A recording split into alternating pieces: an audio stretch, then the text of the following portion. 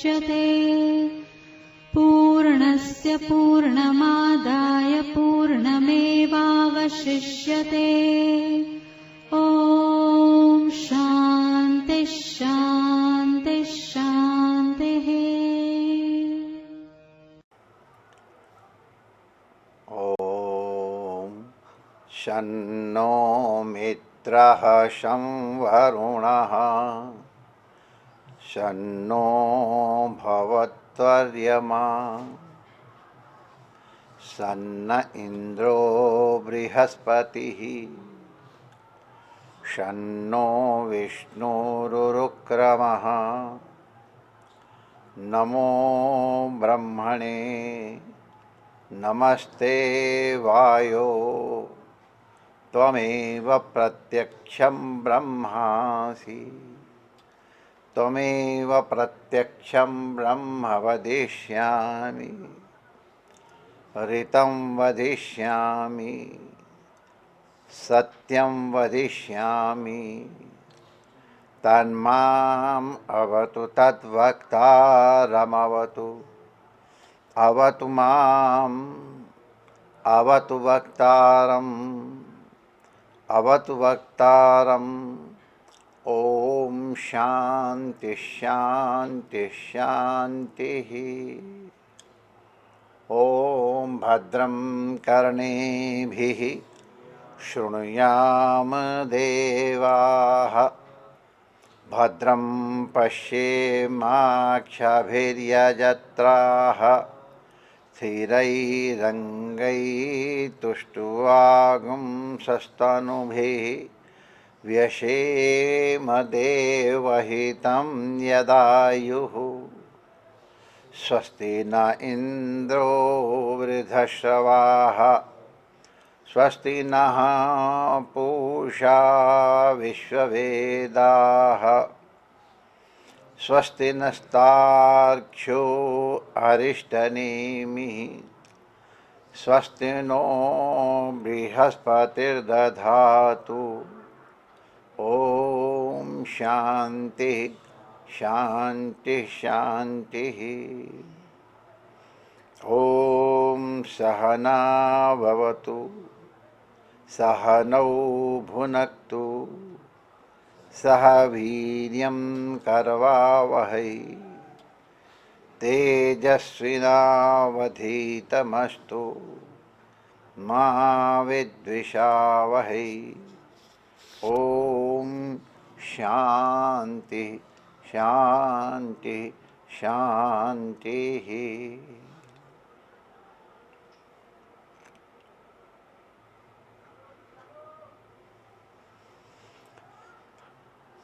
कृष्णाय वासुदेवाय हरये परमात्मने प्रणतक्लेशनाशाय श्रीगोविन्दाय नमो नमः। ठाकुर हमरे रमण बिहारी हम हैं रमण बिहारी के।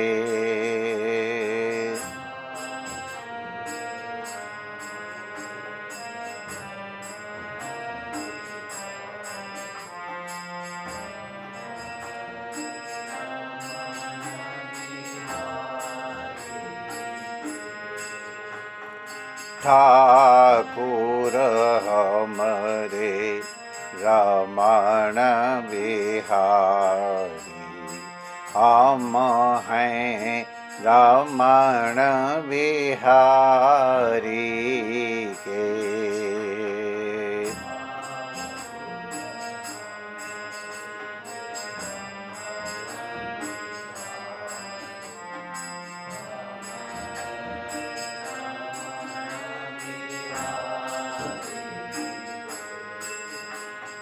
ठाकुर हमरे अवध बिहारी अवध बिहारी के।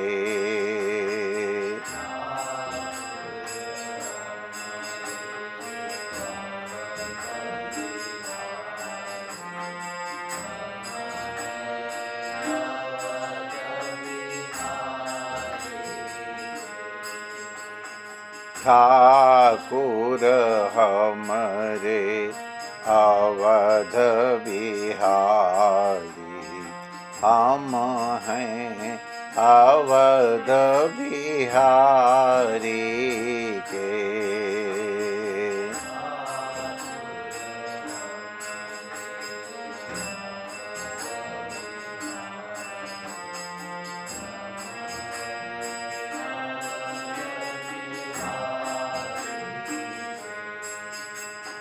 ठाकुर हमरे भोले बाबा, हम हैं भोले बाबा के।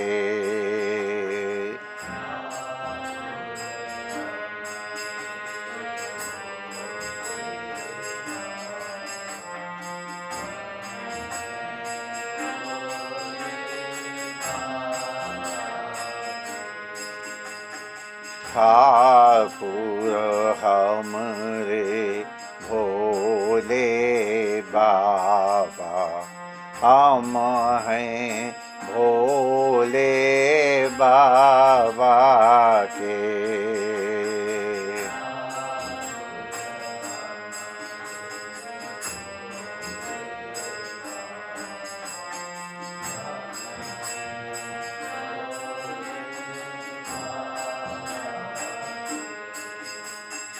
ठाकुर हमारी माता रानी, हम हैं माता रानी के।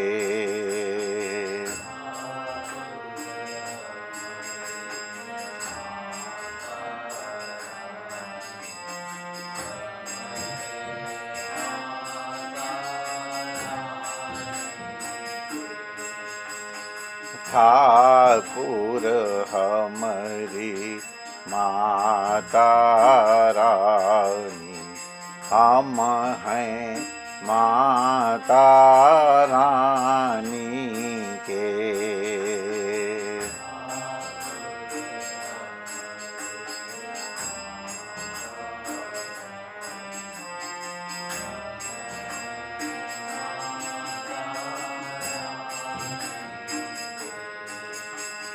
ठाकुर हमरे हनुमान दादा, हम हैं हनुमान दादा के।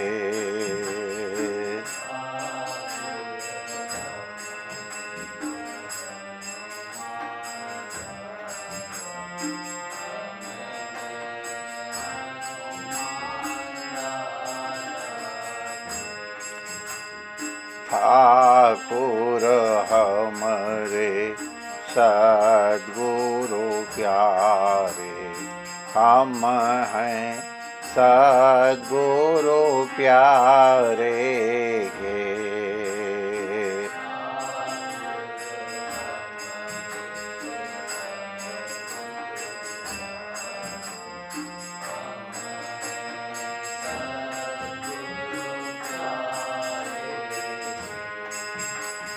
ठाकुर हमरे सद्गुरु प्यारे, हम हैं सद्गुरु प्यारे के।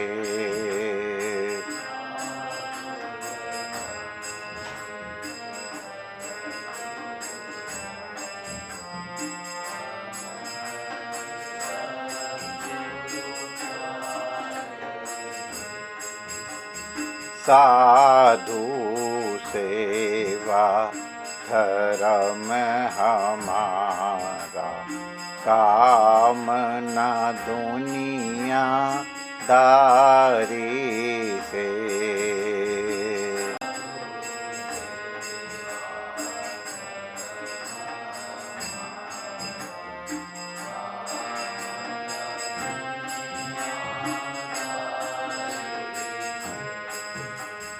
साधु सेवा धर्म हमारा, काम न दुनिया दारी से।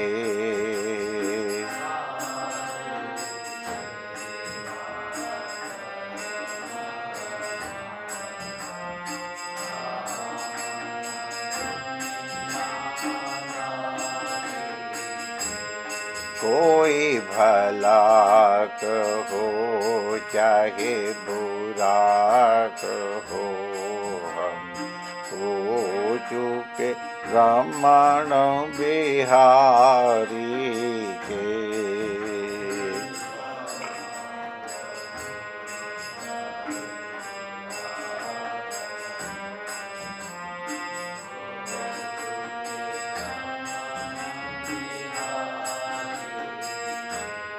कोई भला कहो चाहे बुरा कहो, हम हो चुके रमण बिहारी के।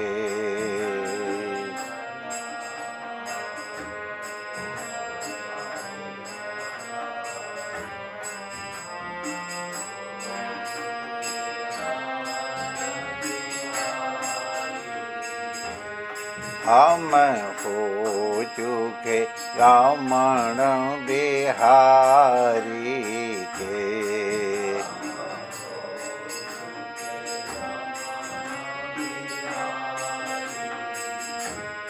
हम हो चुके अवध बिहारी के।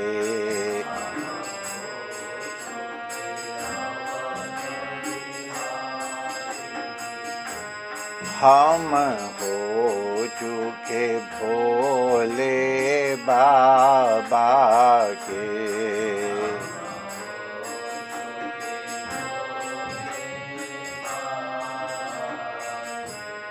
हम हो चुके माता रानी के।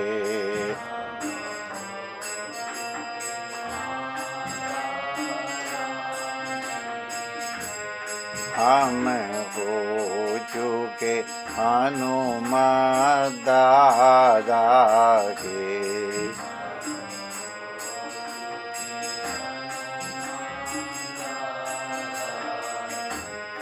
हम हो चुके सद्गुरु प्यारे के।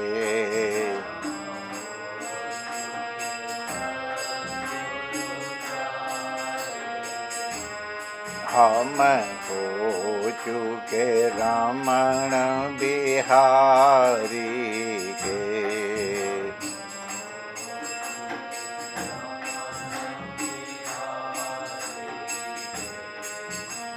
ठाकुर हमरे रमण बिहारी, हम हैं रमण बिहारी के।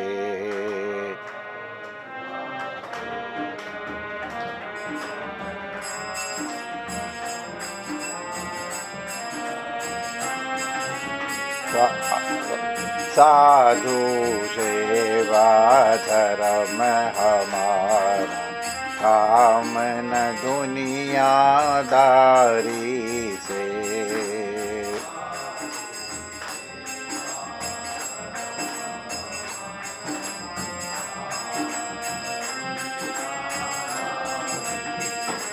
कोई भला कहो चाहे बुरा कहो, हो चुके रमण बिहारी के।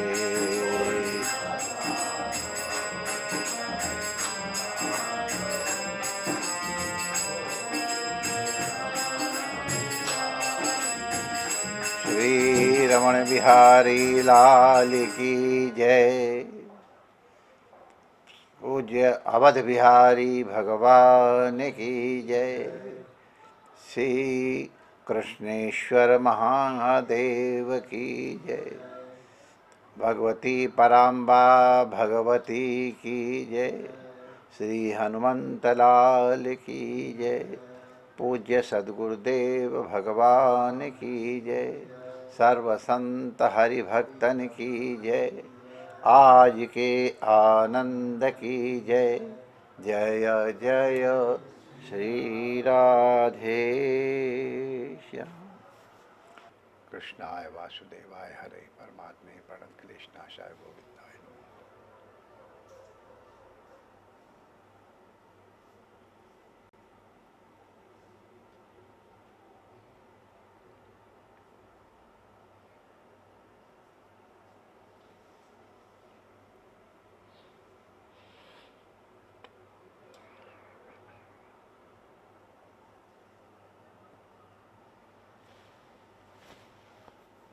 नारायण नारायण नारायण नारायण। नाचिरेद्यस्तु वेदोक्तम स्वयं अज्ञो जितेन्द्रियः विकर्मणा ह्यधर्मेण मृत्योर्मृत्युपपैति सा।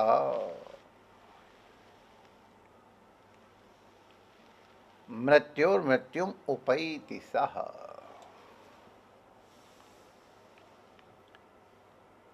ये वेद परोक्षात्मक हैं। हम लोगों को स्मरण है कि राजा निमे ने नैष्कर्म्य के ऊपर कर्मयोग के बारे में प्रश्न किया और उसका उत्तर देने का प्रयास श्री आविर्होत्र भगवान योगीराज कर रहे हैं। तो उन्होंने बताया कि कर्म, अकर्म और विकर्म ये 3 प्रकार के कर्म हैं और इनकी मर्यादा वेद से निर्धारित हो सकती है और किसी से नहीं हो सकती। वेदवाद और तो हम वेद पढ़ लेंगे, उसमें क्या है? तो कहते वेदस्य चेश्वरात्मत्वा तत्र मुह्यन्ति सूरयः। जैसे ईश्वर की प्राप्ति अथवा ईश्वर का ज्ञान सहज उपलब्ध नहीं है, प्रयास साध्य है। नाना प्रकार के प्रयास हैं। उसी तरह से वेद भी ईश्वरात्मक है। ईश्वरात्मक होने से उसका भी ज्ञान सहज नहीं है। हर कोई षष्ठी प्रथमा का ज्ञान करने वाला वेद का अर्थ निकाल ले, ये संभव नहीं है। तत्र मुह्यन्ति सूरयः। बड़े बड़े विद्वान ज्ञानी भी वहां मोहित हो जाते हैं। मोहित हो जाते माने मूढ़ हो जाते। मोहः मूढ़ः एक ही चीज है। क्यों मूढ़ हो जाते हैं ज्ञानी लोग? परोक्षवादो वेदोयम बालानाम अनुशासनम कर्म मोक्षाय कर्माणि विधत्ते ह्यगदम यथा।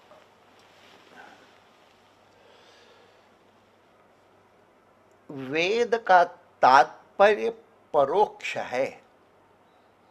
परोक्ष प्रिया ही देवता, ऐसा करके वेद का ही वचन भी है। तो जो प्रत्यक्ष अर्थ दिखाई भी पड़ता है, उस प्रत्यक्ष अर्थ में वेद का तात्पर्य नहीं है। कर्म में भी प्रेरित करने का वेद का विचार नहीं है, संकल्प नहीं है, तात्पर्य नहीं है। कर्म मोक्षाय, कर्म का मोक्ष किस तरह से हो? कर्म का मोक्ष माने कर्म कर्म का स्वरूप ही न रह जाए। तो कर्म के मोक्ष के लिए कर्माणि विधत्ते। कर्म के मोक्ष के लिए कर्मों का आदेश का या विधान किया जाता है। बाला नाम अनुशासनम, जो अभी प्रौढ़ बुद्धि वाले योग के मार्ग में, वेद के मार्ग में प्रविष्ट ही हुए हैं,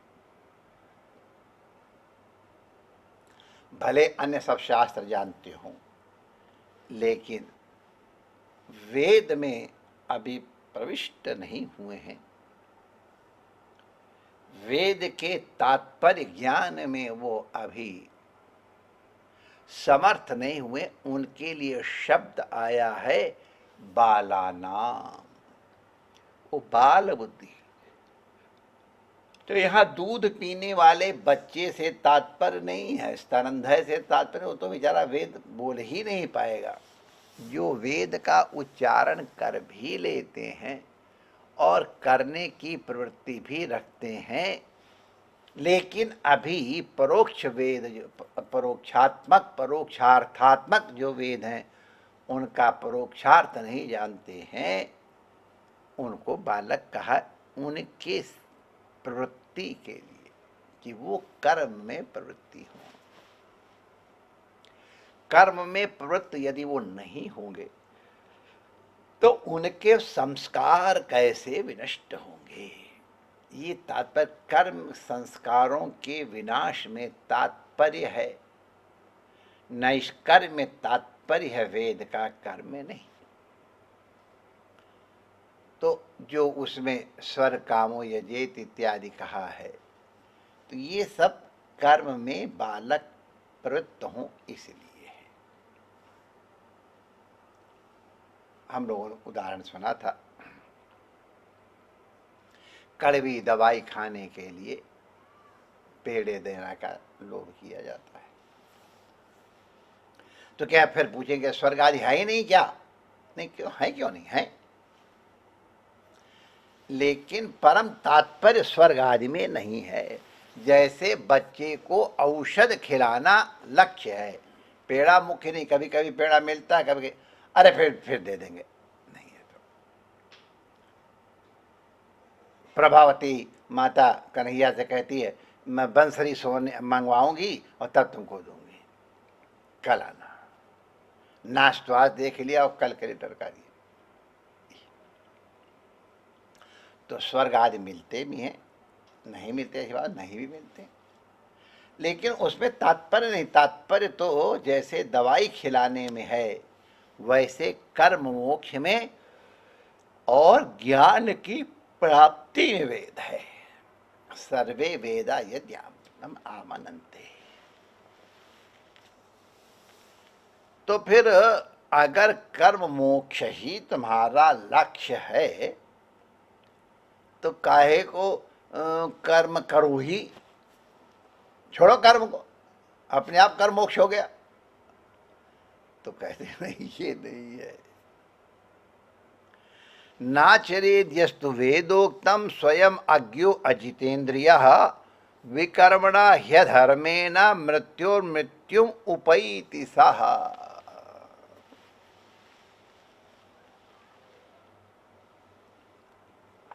आखिर में तो कर्म छोड़ना ही है, कर्म मोक्षाय है, तो काहे को कर्म करें, छोड़ो। तो कर्म मोक्षाय माने कर्म के कर्मत्व का मोक्ष है। नहीं कश्चित् क्षणमपि जातु तिष्ठत्यकर्म कृत, जब तक शरीर रहेगा तब तक तो कर्म होंगे ही। अंतर यह है कि अज्ञानी उसमें संयुक्त होके, लीन होके, अहंकृति बुद्धि से करता है, तो उसका कर्म फल देने वाला हो जाता है और वो सुख दुख इत्यादि का भोग करता है। ज्ञानी भिक्षाटन करता है, भिक्षा करता है, दान करता है, तो उसका ये कर्म संकल्प पूर्व, बाहर तो कर्म दिखाई पड़ रहा है, लेकिन वो सर्व संकल्प है सन्यासी। अतः वो संकल्प के अभाव में, कर्तापने के अभाव में उसके कर्म का कोई फल नहीं होता है।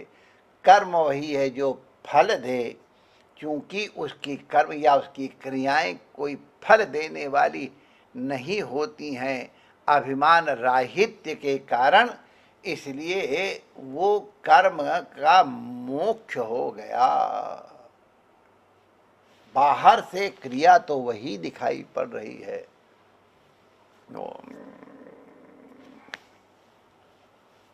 एक बार वो राजा साहब किसी महात्मा के शिष्य बन गए। महात्मा ने कृपा कर दी थी कि योग्य है। महाराज थोड़ी देर महल में चलो, वहीं रहेंगे क्या? चलो रह लेते अपने, क्या है।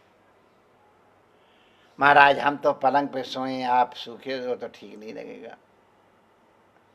पलंग पे सो जाएंगे हम। अब बढ़िया, राजा में आ गया मन में गद्देदार पलंग। महाराज हम तो पकवान खाते हैं, लाओ हमको भी तो पकवान। जो राजा साहब करे उनसे बढ़िया महाराज जी करे, ठाठ से ठाठ, रेशमी कपड़ा पहने चकाचक, कोई पैर दबावे तो हाँ आ जाओ। एक दिन राजा कहता, महाराज जी अब हम में आप में क्या अंतर रह गया? कहा बात तो सही, हम पड़ गए तुम्हारे, ठीक है चलो अब शाम को टहलने चले। अब शाम को टहलने चले तो नहर के किनारे किनारे चल दिए। अब वो महात्मा चलते ही चले जाए तो राजा ने सोचा कि आज महाराज जी थोड़ा ज़्यादा चल रहे हैं, चलो हम भी जाए। जब और दूर चले तो राजा ने कहा, महाराज जी तो बहुत दूर आ गए, लौट चले। मेरा तो लौटने का मन नहीं है। चलो राजा अपने चलते हैं। यहाँ से ये नहर सीधे हरिद्वार जाती है, हरिद्वार चलते हैं, वहीं गंगा स्नान करेंगे, वहीं सत्संग, चलो। तो राजा ने कहा, महाराज जी ऐसे कैसे चल दूं, जैसे मैं चल रहा हूं? अरे महाराज राज्य है, पाठ है, उसकी व्यवस्था है, ये सब करना है। तो राजन अब तुम जाओ, हम तो यहीं से जा रहे हैं। अरे महाराज ऐसे चल दोगे? कहा यही तो अंतर है, हम जब चाहें छोड़ सकते हैं, हम चल दिए छोड़ करके, तुम नहीं छोड़ सकते हो। सोने के बर्तन में हमको खिलाया तो खा लेंगे, हमको कोई मोह नहीं, छोड़ के चल दिए। पलंग पर सोए, हम चल दिए, फिर से ठाठ से सोएंगे। और जैसे रमण तीर्थ एक बार हम यात्रा करने निकले थे तो यहाँ तो ठाठ से,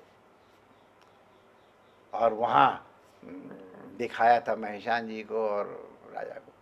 पत्थर एक थी बहुत बड़ा था, उसी में ठाठ से सोते थे। नीचे झरना था, हमारा बाथरूम, एयर कंडीशन था, जैसी हवा वैसी वो, कोई अंतर नहीं। तो यति का कर्म और राजा का कर्म, राजा का कर्म कर्म है और यति का कर्म कर्माभास है, क्योंकि उसका कोई अहंकार नहीं, इसलिए कर्म मोक्ष है वो उसका।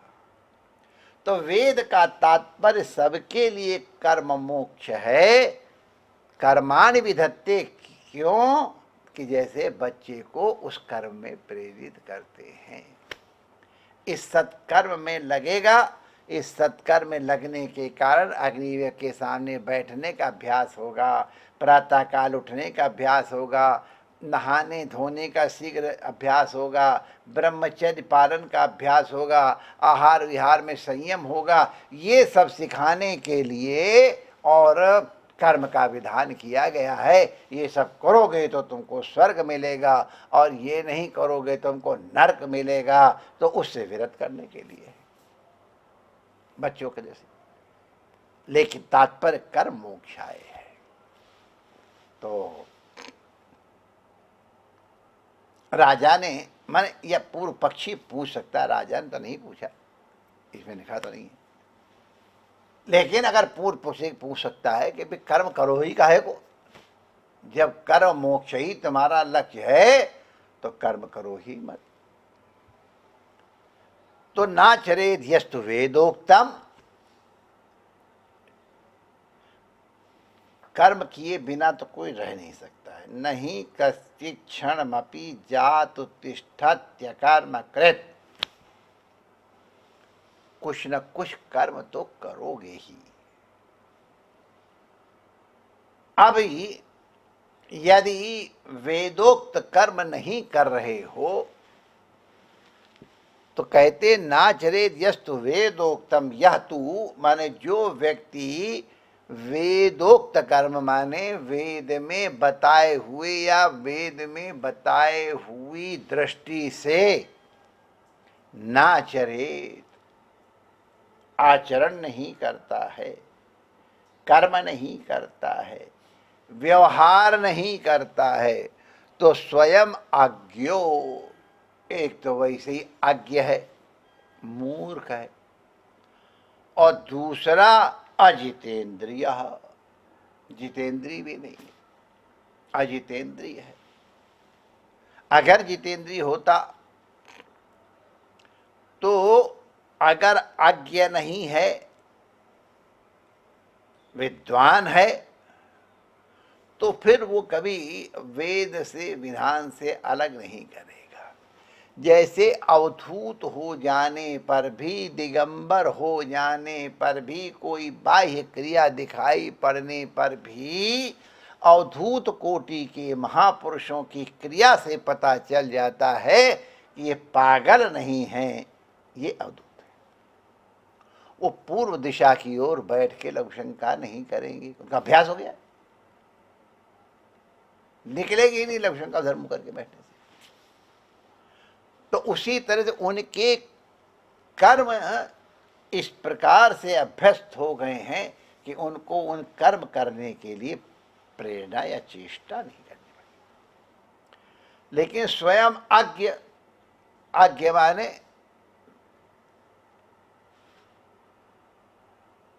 अज्ञानी है, और अज्ञानी के बाद अजितेंद्रिय भी है।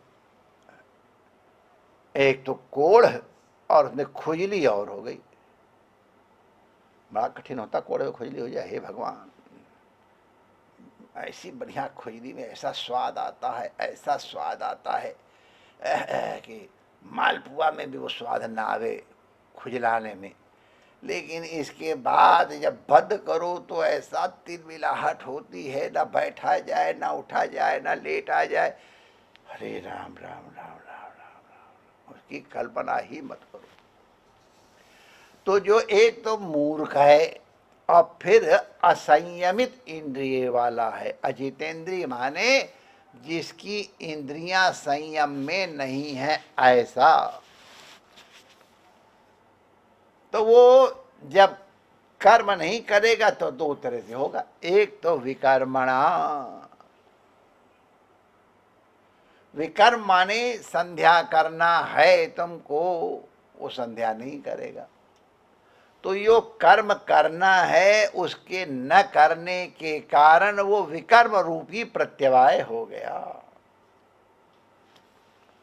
ओ ह्यधर्मेण, वेद में बताए हुए कर्मों को नहीं कर रहा है, इसलिए अधर्म हुआ। वेद ने जिसको निषेध किया उसको कर रहा है, वो अधर्म हुआ। तो इसलिए विकर्म करके और जो करना है वो न करके, जो न करना है उसको करने के कारण मृत्यु से मृत्युम उपैति सह, मर मर के जीता है, ये तात्पर्य मत समझो। प्रमादो वही मृत्यु इति ब्रवीमि, वो प्रमत्त हो जाता है, प्रमादी हो जाता है, बार बार प्रमाद करता है, वही बार बार मरता है। हमारे मिलिट्री के एक थे, वो कहते थे वीर तो एक बार मरता है और कायर दिन भर मरता है। अरे मर गए, अरे आज तो सर ने बहुत जोर से परेड का, एकदम मर ही गए हम तो। अरे क्या भोजन कराया है भाई।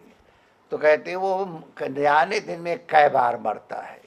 अरे राम राम राम राम, आज इतना करना पड़े तो लोग आ गए, हम तो मर गए। तो वो बार बार मरता है।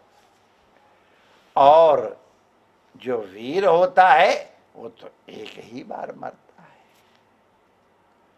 तो मृत्यु से मृत्यु, मृत्योर मृत्यु उपैत सा, मृत्यु से मृत्यु में जाता है, माने एक के बाद एक प्रमाद ही करता जाता है,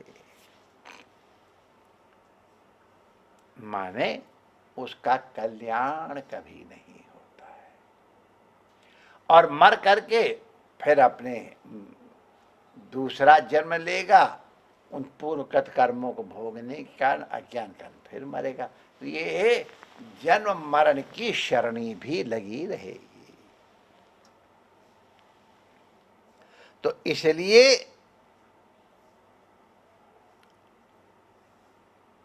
वेदोक्तमेव कुर्वाणो निसंसर्गो अर्पितीश्वरे, वेदोक्तमेव कुर्वाण निसंगोर्पितमीश्वरे, नैष्कर्म्याम लभते सिद्धिम रोचनार्थम फलश्रुति।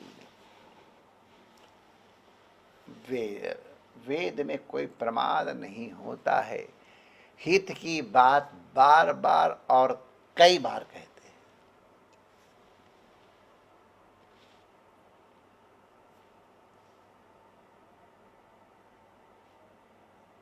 हैं। इस महावाक्य का उच्चारण 9 बार किया गया है। तत्त्वमसि, तत्त्वमसि का उच्चारण 9 बार किया गया है। बैठाने की। तो वेदोक्तमेव कुर्वाणो निसंसर्गोर्पितेश्वरे। तो हम करें क्या फिर? कर्म मोक्षाय।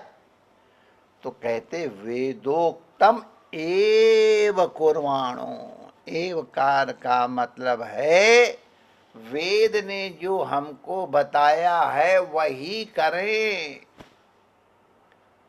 वेद बाह्य कर्म न करें। अगर कई स्थल पर वेद का स्पष्ट आदेश न मिल पा रहा हो, जैसा कि आप सर्वज्ञ तो नहीं, तो फिर वेद मार्ग पे ही चले, वेद का कहा हुआ ही करें। अब वो हमको मिल नहीं रहा तो क्या करें? तो फिर वेद का अनुसरण करने वाली स्मृतियों का आश्रय करे। श्रुतेरिवार्थम स्मृतिरन्वगच्छत्। स्मृतियां वेद का ही अनुगच्छन करती हैं। इसलिए यदि वेद में कोई तात्पर्य, कोई निर्देश नहीं स्पष्ट हो रहा है तो स्मृतियों से कर ले। नहीं मिले तो किसी पुराण दर्शन से कर ले जो वेद मार्ग के अनुसार चलने वाला। और ये भी कुछ न मिले तो ऐसे महापुरुष जिनके आचरण समाज में पवित्र माने गए हैं, जो समाज के पवित्र वंदित महापुरुष हैं, उनके आचरणों से शिक्षा ले करके और उसी तरह का वर्तन करे। श्रुति न दिखाई पड़े स्मृति ले, स्मृति न दिखाई पड़े पुराण आदि ले ले, दर्शन ले ले।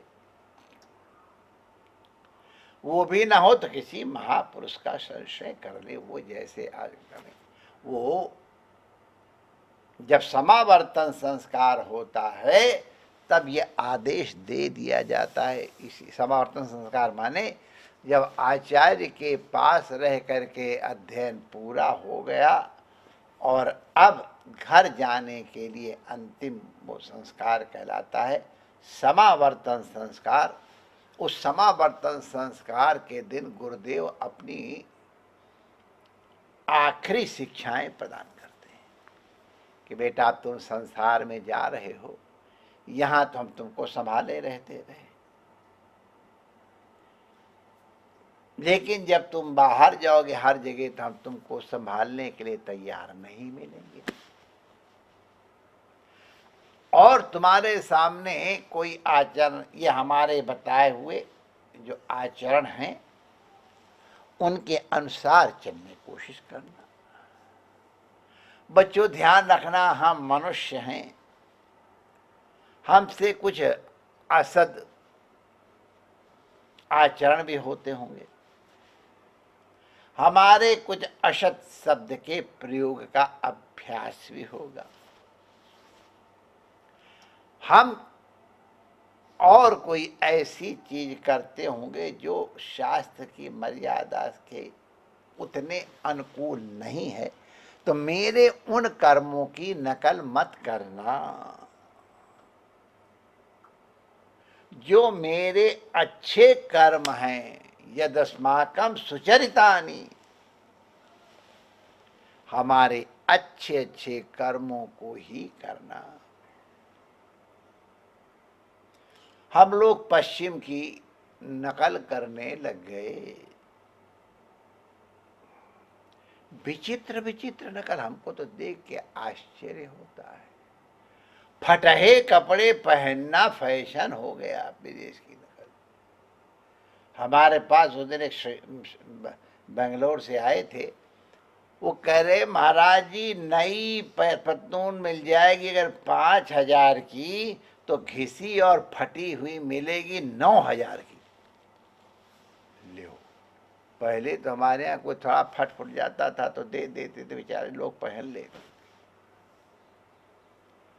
और अब तो भिखारी भी जिन कपड़ों को न पहने उनको अकड़ के पहन के चलते हैं,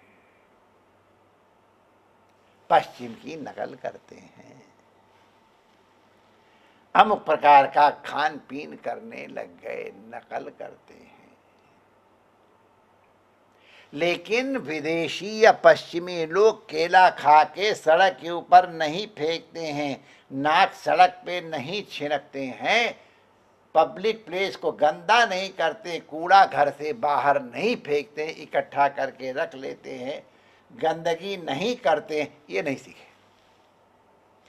अगर विदेश जाएंगे तो वहां वही करेंगे, भारत में आके फिर वही करेंगे, ये नहीं सीखे कि हम सफाई करना सीख लें, हम अपने पड़ोसी को अपने किसी आचरण के द्वारा दुखी न करें, ये हम नहीं सीखे। विदेशी टाइम के कितने पंक्चुअल होते हैं, हम ये नहीं सीखे। ऑफिस में काम करते समय, चाहे सरकारी नौकरी हो चाहे प्राइवेट हो, कभी भी प्रमाद नहीं करते, पूरी मेहनत से काम करते हैं। और हमारे यहाँ तो ऑफिस टाइम में ही तो सब खाली टाइम मिलता है, बाकी तो बिजी है, कोई काम नहीं करता है।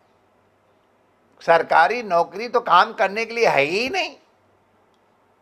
एक फाइल यहां से वहां बढ़ाना है तो उसको मूविंग का टैक्स देना पड़ता है कि थोड़ा मूवमेंट उसमें आ जाए, ये हम नहीं सीखे। और वहां विदेश में आप कर दो, सब काम कर करा करके आपको दे देंगे, लीजिए थैंक यू सो मच,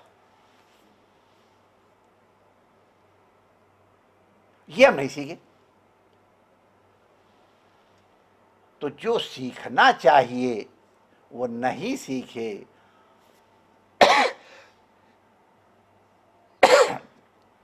और जो हमारे संस्कृति के विरुद्ध है वो कर रहे हैं, वो सीखें, ये स्वभाव है। तो गुरुजी ने कहा भैया ध्यान रखना, यदस्माकं सुचरितानि त्वयोपास्यानि, हमारी जो अच्छी अच्छी आदतें हैं उनको आप अपने व्यवहार में लाना, नकल करना। हमारे कुछ जो गलत आदतें हों, गलत स्वभाव हों, गलत क्रिया हों, जीव हैं, संभव है, तो यो नो पास्यानी, तुमको नहीं करना है। तो इस दृष्टि से वेद के फिर उसी उपदेश में, समावर्तन संस्कार के उपदेश में गुरुदेव कहते समाज में जाओगे, कभी ऐसी स्थिति आएगी कि हम इस समय क्या करें, बड़ा कठिन काम है। कभी कभी ऐसी परिस्थितियों में हम फंस जाते हैं, इधर कुआं इधर खाई, ये करें कि ये करें।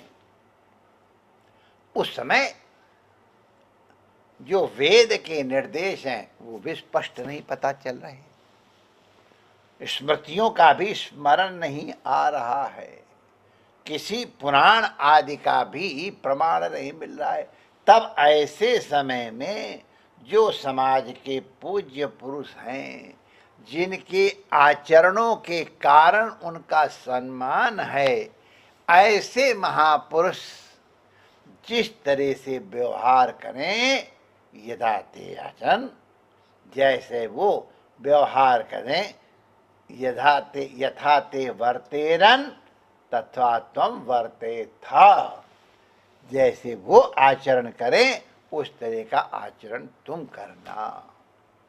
ये लेकिन करना है सब, क्योंकि उनके जो आचरण होंगे वो वेदोक्त ही होंगे, ये निश्चित है।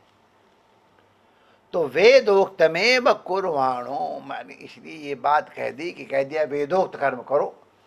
अब हर जगह वेद की पोथी हमारे पास कहाँ है, हमको स्मरण है, तो ये मार्ग बता दिया कि वेद से न मिले तो स्मृति से देख लो, पुराण से देख लो, अन्य शास्त्रों से देख लो, और ये सब कहीं नहीं मिले तो किसी महापुरुष को देख लो कैसे आचरण कर रहे हैं, उन महापुरुष का आचरण करो। लेकिन उनका आचरण चूंकि वेद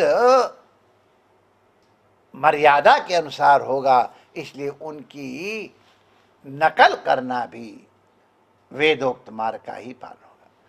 तो वेदोक्तम एव लगाया है, इसलिए मैंने इसके ऊपर इतना जोर दिया कि वेद उक्त ही करना है। इसका मतलब वेदोक्त जो नहीं है वो नहीं करना है। वेदोक्तम एव कुर्वाणो, जो वेद की मर्यादा है वही करता हुआ, कुर्वाणा, ये सत्री और सानस प्रत्यय दोनों जब क्रिया हो रही है वहां प्रयोग किए जाते हैं। कुर्वन्नेवेह कर्माणि, कर्म करते हुए ही, कुर्वाणो, ये सब कर्म करते हुए, माने वेद की मर्यादा से मर्यादित जो कर्म हैं उनको करते हुए भी निसंसर्गोर्पितम ईश्वरे, आदमी को चाहिए कि वो जो विश्वात्मा भगवान हैं, निसंसर्गों का मतलब फल की अभिलाषा छोड़ करके जितने भी कर्म करे वो ईश्वर को, विश्वात्मा परमात्मा को अर्पित करते हुए ही करे। तो ऐसे व्यक्ति को नैष्कर्म्यम लभते, उसको नैष्कर्म की सिद्धि प्राप्त हो जाती है। कर्मों की निवृत्ति से जो फल प्राप्त होता है, सिद्धि प्राप्त होती है, माने ज्ञान रूपी सिद्धि मिल जाती है। नैष्कर्म्य सिद्धिम, नैष्कर्म्याम लभते सिद्धिम, नैष्कर्म की सिद्धि प्राप्त करता है, नैष्कर्म प्राप्त हो जाता है। तो कहते हैं आप तो कह रहे नैष्कर्म हो के कर्म करो, ईश्वर में लिखा हुआ है स्वर्ग काम हो ये, तो वो कहाँ जाएगा, वो भी तो वेदोक्त है। तो लिखते हैं रोचनार्थम फलश्रुति ही, जो वेदों में स्वर्ग आदि का फल का वर्णन किया गया है उसका तात्पर्य फल की सत्यता में नहीं है, वह तो कर्म में रुचि उत्पन्न कराने के लिए है कि तुम्हारी किसी तरह, क्योंकि मनुष्य का स्वभाव है, महालसी है, या तो किसी डर से कोई काम करता है या फिर किसी लोभ से कोई काम करता है। अगर लोभ न होए इसका ये फल होगा तो कोई हिलेगा ही नहीं।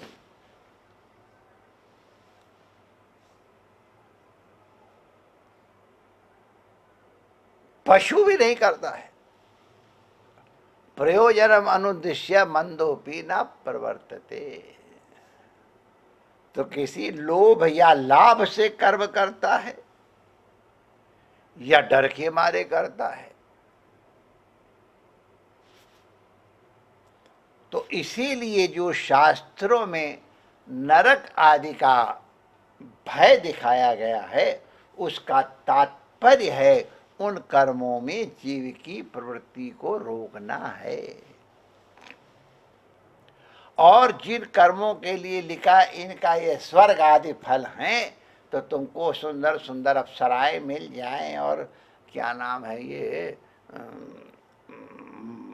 दुनिया भर के मधुपर्क और ये सब मिल जाएं, नंदन वन में घूमने को मिल जाए, कल्प वृक्ष की, ये सब तो तुमको प्रेरित करने के लिए है। तो इसीलिए लिखते हैं रोचनार्थम फलश्रुति ही।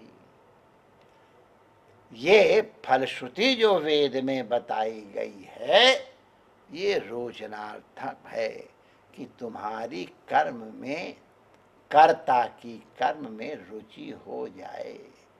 जब कर्म करेगा तो कर्म के विधान का अवलंबन करना पड़ेगा। तो जो गुण ज्ञान की प्राप्ति के लिए, निष्कर्म के लिए चाहिए वो स्वाभाविक रूप से होते रहेंगे। गेंडा को आगे बढ़ाना है, ले जाना है, और गेंडा को तुम डंडा मारो तो कुछ चलेगा नहीं, और वहाँ की दलदल है, गेंडा पे बैठ के ही यात्रा करनी है, तो क्या करें? तो गेंडा की सींग में लंबा रस्सी बांध के केला लटका दो। बस गेंडा को केला बहुत पसंद है, वह सोचे अब केला मिला, अब केला मिला, अब केला मिला, अब केला मिला, और वो आगे आगे बढ़ता चला जाता है। तो केला में तात्पर्य नहीं है किसी तरह हमको इस दलदल से निकाल दे, तात्पर्य इसमें है। और जब दलदल से निकल गए तब वो चाहे गेंडा केला खाए चाहे हमको क्या, हमारा काम बन गया। तो इसलिए कहा है रोचनार्थम फलश्रुति ही। जो फलश्रुति का वर्णन किया गया है वो रोचनार्थक है, प्रेरणा के लिए है, ये करो और ये न करो। या आशु हृदय ग्रंथिम निर्जिहीर्षु परात्मनः विधनोपचरे देवम तंत्रोक्तेन च केशवम्। जो व्यक्ति, आशु माने शीघ्र ही,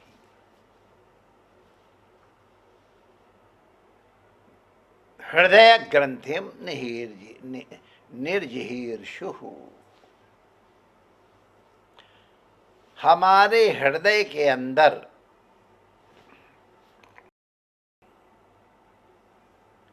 एक गांठ पड़ गई है, काहे की? जड़ और चेतन की गांठ पड़ गई है। आत्मा चैतन्य है, शरीर जड़ है, इंद्रियां जड़ हैं, लेकिन ऐसी ग्रंथि पड़ गई है कि शरीर को ही हम आत्मा मानने लग गए। अहम गौरः, अहम खंजः, अहम काणः, वो शरीर के धर्म अपने में आरोपित कर लिए हैं, जिसको कहेंगे अतस्मिन् तद्बुद्धि। जो जहां नहीं है वहां वो बुद्धि उत्पन्न हो जाए, इसको अतस्मिन् तद्बुद्धि कहते हैं। अतस्मिन् तद्बुद्धि। तो ये अब हम शरीर को आत्मा मानने लग गए, तो शरीर को कैसे सुख मिले इसमें लग गए, शरीर को कैसे दुख न मिले उसमें लग गए। शरीर को सुख देने के लिए, इंद्रियों को सुख देने के लिए अब जो भी उपाय हो वो सब करने हैं। चोरी करनी हो करेंगे, परस्त्री सेवन करना हो बड़े ठाठ से करेंगे, निंदा स्तुति करनी हो वाह वाह जरूर करेंगे। तो ये सारे दोष कहां से आए? जब हम शरीर को अथवा इंद्रियों को आत्मा मान बैठे। शरीर इंद्रिय आत्मा हमने मान ली तो हम इन्हीं के संतुष्टिकरण में, तुष्टिकरण में लगे रहेंगे। इनसे बचना है तो किसी से अयं जड़ा, अयम चेतना, ये विवेक होना चाहिए। ये जो जड़ और चेतन का विवेक है, सद असद का विवेक है, पुरुष का और माया का विवेक है, इसी को शास्त्रों में वस्तुतः विवेक कहते हैं। जैसे हंस पानी को हटा देता है, दूध को ले लेता है, तो हंस की कृति कहा जाता है नीर क्षीर विवेक, नीर और क्षीर का विवेक करता है। इसी तरह मनुष्य भी सद और असद का विवेक करे, जड़ और चेतन का विवेक करे। शरीर आत्मा है तो कैसे है, इंद्रिय आत्मा है तो कैसे हैं, विवेक करेंगे तो जैसे ही पता चल जाएगा अरे हम तो इससे अलग हैं। जैसे घड़ा को देखने वाले हम घड़े से अलग हैं, उसी तरह शरीर को, इंद्रियों को देखने वाले, इनका अनुभव करने वाले, इनके जानने वाले हम इससे अलग हैं। तो जैसे ही ये अलग करने वाली बुद्धि जागृत हो जाएगी, जड़ और चेतन का परस्पर योग या ग्रंथि मिट जाएगी, तो फिर परात्मनः कि फिर उसके लिए क्या करे? तो विधिनोपचरे देवम तंत्रोक्तेन च केशवम। तो ऐसे व्यक्ति को चाहिए कि वह परमात्मा की आराधना करे। परमात्मा की आराधना किस तरह करे, ये हमारा भागवत धर्म बड़ा उदार है। वो कहता है विधिना उपचरे, विधि माने वेद विधि से उपचार करो, अथवा तंत्रोक्तेन च केशवम, तंत्र का भी मार्ग है।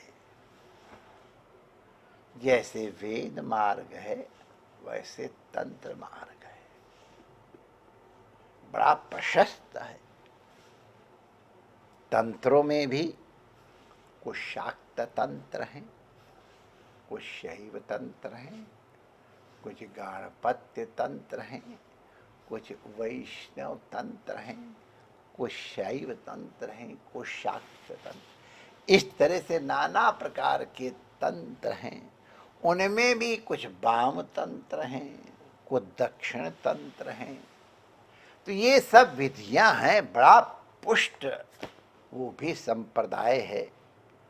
तो चाहे उस संप्रदाय, जैसे नारद पांचरात्र के हिसाब से विष्णु की उपासना होती है श्रीरंगम में, और तिरुपति बालाजी में होती है वैखानस पद्धति से। ये लोग पता नहीं, अब ये जिनको मालूम वही समझ पाएंगे। तो ये दोनों तंत्र मार्ग हैं, तो तंत्र मार्ग से वहां उपासना होती। तो चाहे वैदिक मार्ग से केशव की उपासना करो, और चाहे वैदिक मार्ग से भगवान केशव की कृपा प्राप्त करने के लिए उनकी पूजा करो, आपको हृदय ग्रंथि आशु खुल जाएगी। कैसे पूजा करें तांत्रिक वैदिक? तो आगे कहते लब्धानुग्रह आचार्यात्। ये फिर हम लोग कल विचार करेंगे। ओम पूर्णमदः पूर्णमिदं पूर्णात् पूर्णमुदच्यते पूर्णस्य पूर्णमादाय पूर्णमेवावशिष्यते। ओम शांति शांति शांति। श्री रमण बिहारी लाल की जय श्री कृष्ण। जय राधे जय रमण बिहारी, जय यदुनंदन जय हलधारी।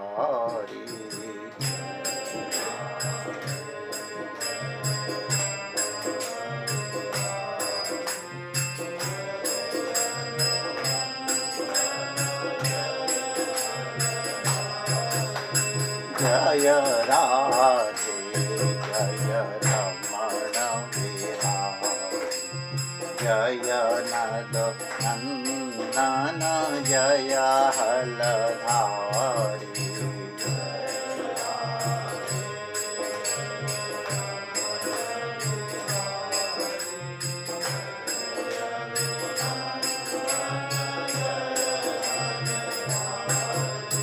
शरण शरण प्रभु शरण तुम्हारी, जय गुरुदेव हम शरण तुम्हारी।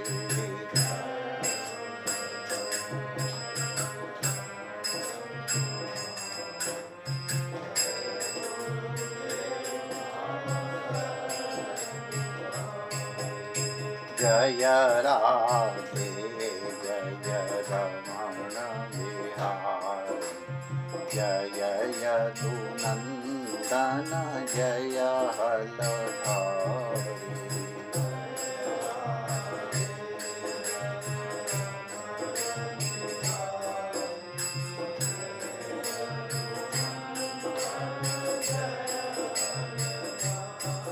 श्री रमण बिहारी लाल की जय। जय श्री कृष्ण। ॐ शान्ति शान्ति।